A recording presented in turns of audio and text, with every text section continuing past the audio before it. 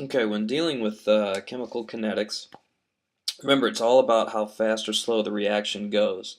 We're going to take this little reaction that we have right here, just a pretend reaction. A turns into B, meaning that A represents the reactants, B represents the products. So A turns into B.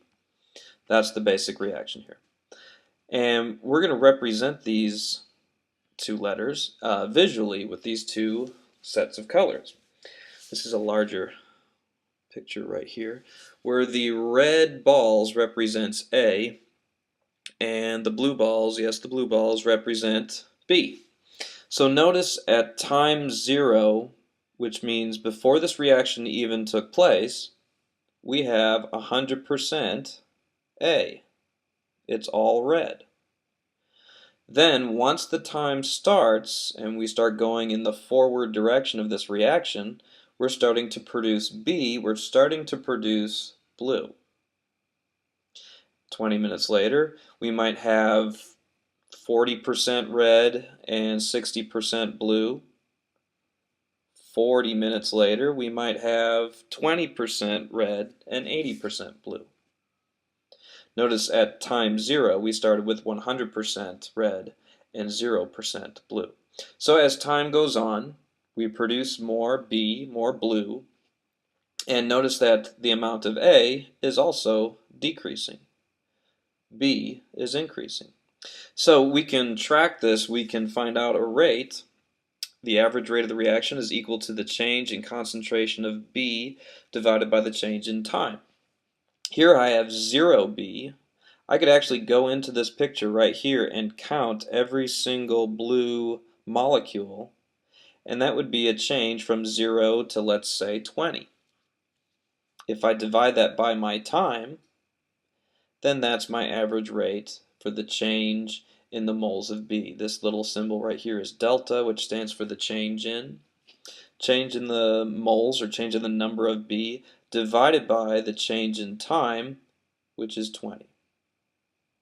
I could do the same thing with the red. I could take my number of red balls here and subtract the number of red balls here, and that would represent the change in the red balls, the change in the number of red balls. Divide that by my change in time as well, and it would also give me the average rate. However, notice that right here there's a negative symbol for the change in A. Over here there's no negative symbol for the change in B. That's because A is disappearing, B is appearing. So the appearance is a positive thing, and the disappearance is represented with the negative symbol. Okay, you would actually notice that the rate of disappearance of A is actually equal to the rate of appearance of B. So the rate of disappearance is equal to the rate of appearance. That's not always true, but notice that we have a 1-to-1 ratio up here. So the coefficients here dictates the rate of appearance versus the rate of disappearance. If there was a 2 right here in front of B, then that would mean that B appears twice as fast as A disappears. And vice versa. If there was a 2 right here and nothing right here, or a 1 implied right there, that would mean that A disappears twice as fast as B appears. Okay. So now let's not use imaginary scenarios. Let's use actual chemicals. I want you to look down to midway down your page, and we're looking at this reaction right here. This is butyl chloride plus water produces butanol and hydrochloric acid. Now notice we're still doing a 1-to-1-to-1-to-1 ratio, so therefore the rate of appearance for my products is going to equal the rate of disappearance for my reactants. And therefore I can monitor this by picking any one of these compounds and noticing the change in it versus the time. So if we look at this data table right here, here's our time, Here's our concentration. This little symbol right here means concentration in molarity. And then this stands for average rate, which is my molarity divided by my time. So molarities per second. Okay, so at time 0, I start with 0.1 molarity butyl chloride right here. That would be 100%. Okay, then as the reaction starts and the time goes down, notice that my molarity, my concentration, my amount of butyl chloride goes down. Why? It's disappearing.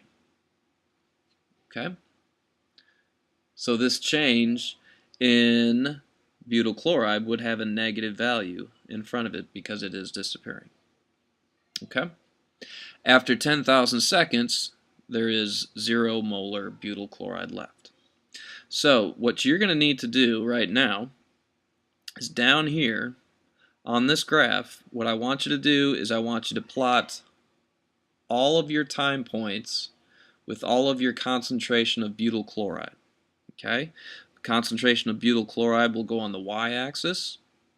Time, which is always the independent value, will go on the x-axis. Okay? So for example, at time 0, which is right here, the concentration of butyl chloride is 0.1, so you would make a dot right there. Go ahead and put all the rest of the dots on there, and then when you're done, you should have a nice, smooth curve. Okay, so tomorrow when you come into class, I want this graph right here to be completed. You should have your points, your dots representing the concentration of butyl chloride versus time. Go ahead and draw your nice smooth curve, and then we'll do this part right here in class together.